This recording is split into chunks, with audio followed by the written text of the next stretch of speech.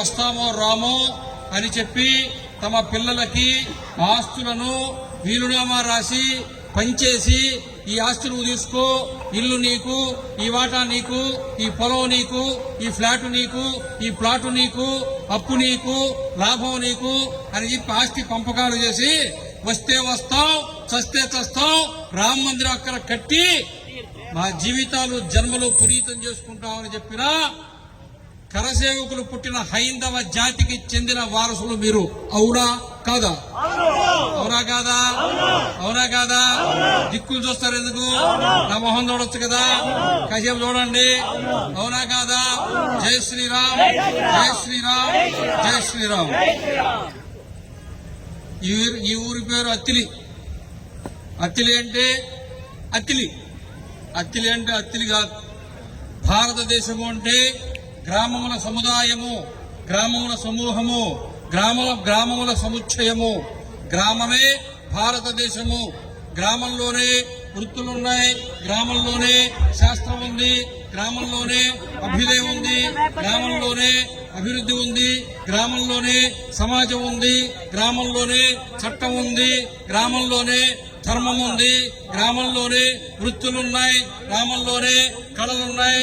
భరతనాట్యం ఉండేది గ్రామంలోనే, కూచిపూడి ఉండేది గ్రామంలోనే, మణిపురి ఉండేది గ్రామంలోనే, కథకళి ఉండేది గ్రామంలోనే, నులక చేసేది గ్రామంలోనే, చేపలు చేసేది గ్రామంలోనే, చేపలు పట్టేది గ్రామంలోనే, చెప్పులు కుట్టేది గ్రామంలోనే, కుండలు చేసేది గ్రామంలోనే, బంగారు నగలు చేసేది గ్రామంలోనే. 7,000 వృత్తులతోటి 7,000 పరిశ్రమల కుటీరంలో కలిగి ఉండేటువంటి అత్యంత వైభవోపేతమైన శ్రేష్టమైన చాలా సంఘటితమైన సమాజము ప్రాచీన కాలం నుండి యుగములుగా ప్రపంచంలో ఏదైనా ఒకటి ఉందంటే కేవలము నువ్వు నేను పుట్టిన భారతదేశము మాత్రమే. కొట్టండి. అది కూడా నేనే చెప్పాలా? తెలియదా? అర్థం కాదా? ఎక్కడా? గ్రామము, గ్రామము అంటే గణము, గణము అంటే గణపతి, గణపతి అంటే వినాయకుడు. పార్వతీ పరమేశ్వరులకు 2 కొడుకులు, ఒక ఆయన గణపతి, ఒక ఆయన సుబ్రహ్మణ్య స్వామి.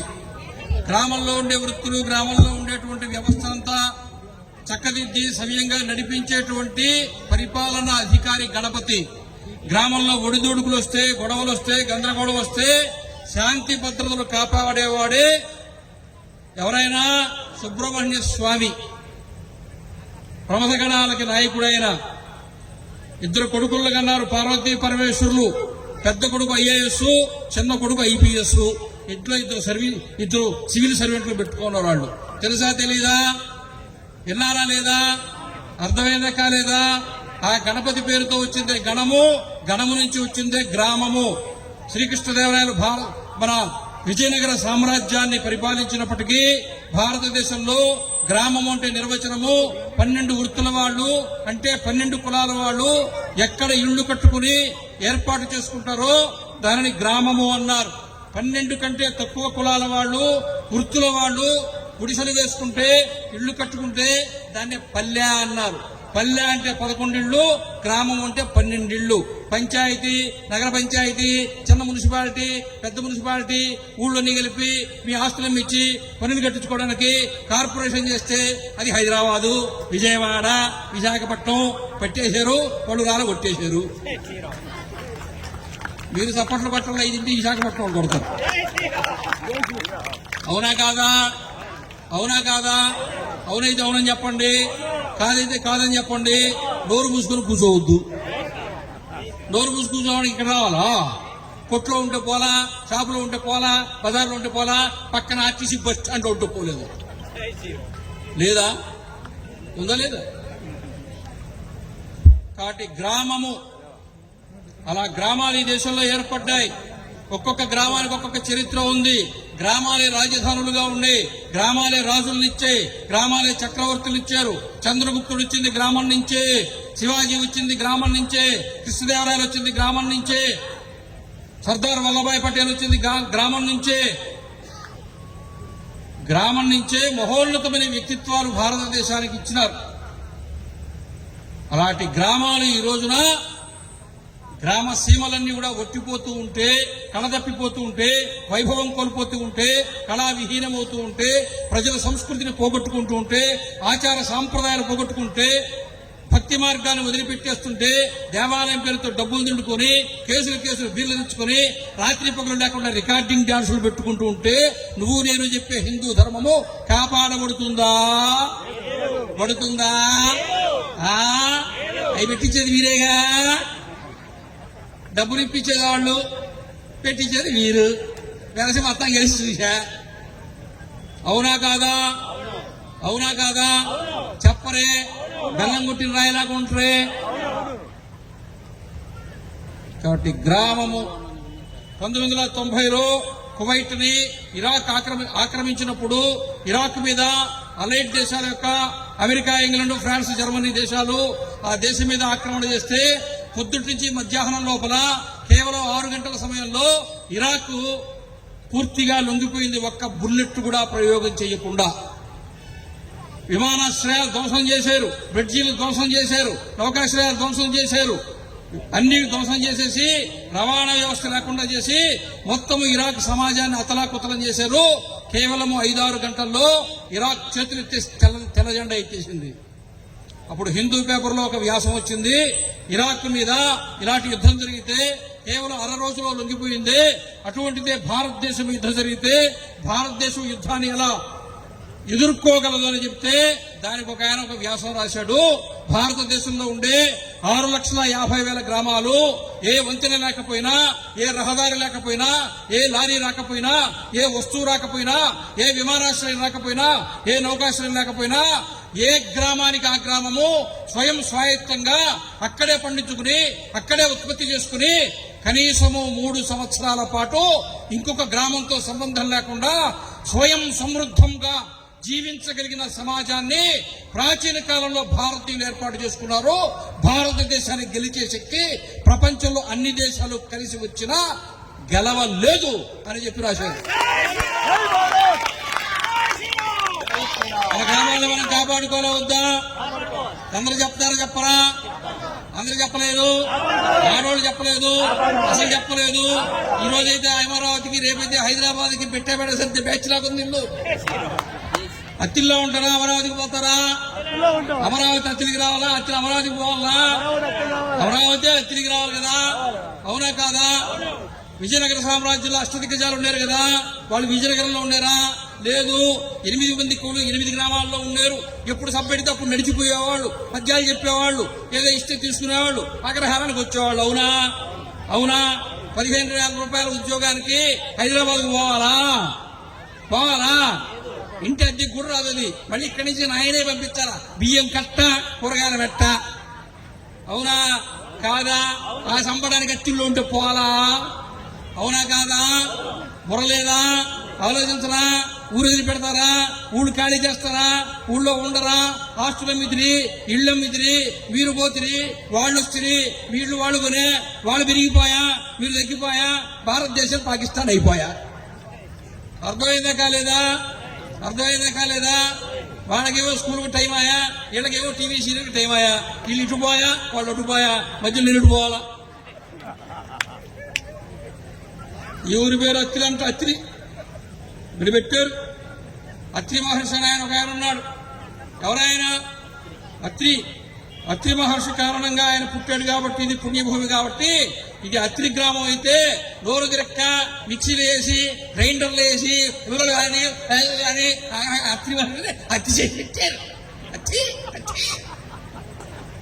అత్తిలి కాదు, ఇది అత్రి మహర్షి పేరు మీద వచ్చిన గ్రామం. ఇది అంత గొప్ప గ్రామాన్ని ఉమాసిద్ధేశ్వర స్వామిని పూజించి ప్రతిష్ఠించి అత్రి మహర్షి ఇక్కడ శివుడిని పూజించాడని చెప్పి ఈ గ్రామ చరిత్ర చెప్తోంది. నేను ఊరికే చెప్పలా, అత్తిలి నాండు విషయం అని చెప్పి పుస్తకం రాశారు.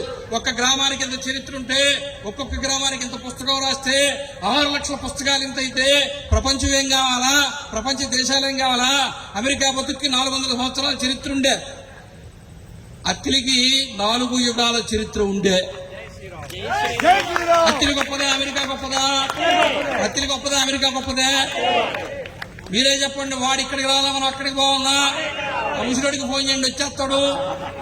ఎవరోడు? టంపు ఏ ట్రంప్ వచ్చినా ఇక్కడ డంపులే చేస్తాం. డంపు యారండి. పైగా భారతదేశంలో బాగా ఘనంగా ప్రచారం చేస్తున్నారు. తడి చెత్త పొడి చెత్త, తడి చెత్త పొడి చెత్త. పూర్వకాలంలో విష్ణు సహస్రనామంతో నిద్రలేసేది, సుప్రభాతంతో నిద్రలేసేది. ఇప్పుడు అట్లా శంఖం ఊది అతను తడి చెత్త పొడి చెత్త తడి చెత్త చెప్పకపోతే జనం వింటున్నారా? ఊరు కంపు, ఇల్లు కంపు, రోగాల గబ్బు, ఆసుపత్రికి పోతే సందు లేదు, ఆస్తులు అమ్మేస్త్రి, అప్పోలో గడిత్రి, దివాళ ఇస్త్రి, అడుక్కు తింట్రి. అవునా కదా? అందుకనే తడి చెత్త పొడి చెత్త అని పెట్టారు. చేయండి, అట్లే చేయండి నాయన.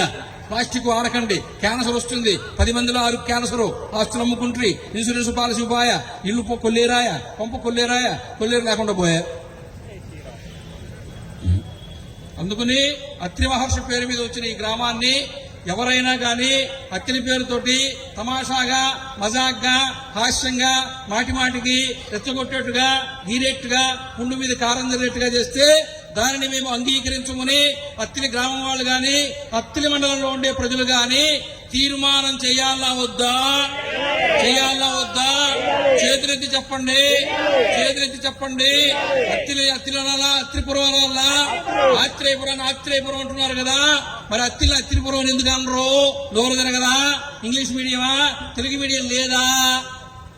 చెప్పాలా వద్దా? చెప్పాలా వద్దా? వినాలా వద్దా? మారాలా వద్దా? ఆచరించాలా వద్దా? రాని వాళ్ళకి పక్కింట్లో గోడ పక్కన కూడా వదిలే ఇటు చెప్పారని చెప్పాలా వద్దా? పరమంద్రం ఎవరివి? పరమంద్రం ఎవరివి? ఎవరివి? ఎవరివి?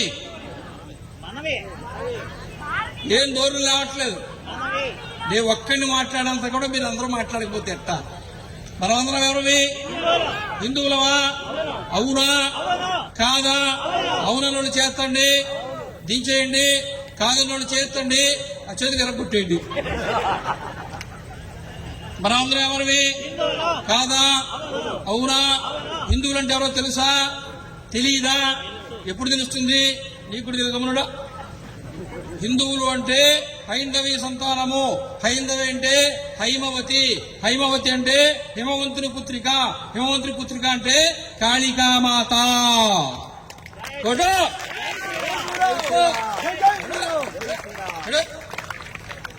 హిందూ ధర్మంలో ఒక పద్ధతి ఉంది.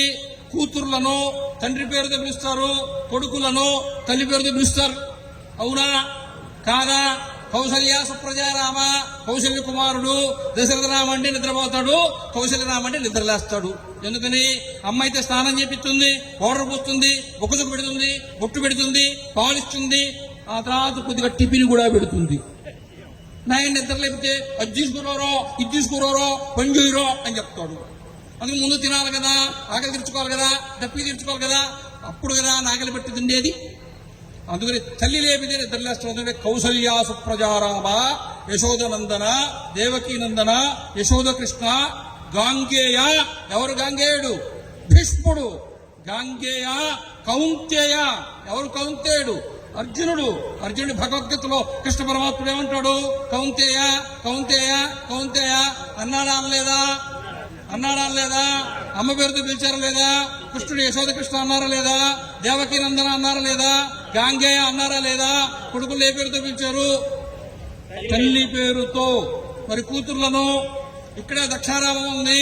దక్ష ప్రజాపతి కుమార్తె కాబట్టి దాక్షాయణి, ద్రౌపద మహారాజు కుమార్తె కాబట్టి ద్రౌపది, జనక మహారాజు కుమార్తె కాబట్టి జానకి, హిమవంతుని కుమార్తె కాబట్టి హైమవతి అయ్యింది. అవునా కాదా? కాబట్టి తండ్రి మనసు ఎప్పుడు దేని గురించి ఆలోచిస్తుంటుంది? కూతురు గురించి. తల్లి మనసు ఎప్పుడు దేని గురించి ఆలోచిస్తుంటుంది? కొడుకుల గురించి ఆలోచిస్తుంటుంది. అందుకనే మీకు పెళ్లి అయ్యేదాకా మీ నాయన మీకు ఏం చెప్పకపోయినా, ఏం మాట్లాడకపోయినా, మీ నాయన అంటే మీకు భయమైనా, పెళ్లి అత్తగారింటికి పోతే పెళ్ళానికి కూడా చెప్పకుండా అత్తిలి బస్ స్టాండ్కి వచ్చి 6 అరటి పళ్ళు కొనుక్కొని ఆటో ఎక్కి మీ ఇంటికి వచ్చి, బావా ఈ ఊళ్ళో ఎద్దుల బేరం చూసిపోదామని వచ్చాయి చెప్పి ఆ పళ్ళెత్తి బియ్యం కూడా చేతులు పెట్టి అమ్మా బాగున్నామని గ్లాసు నీళ్లు తాగిపోతాడే, వాడినే మీ అబ్బా అంటారు. అవునా కాదా? అవునా?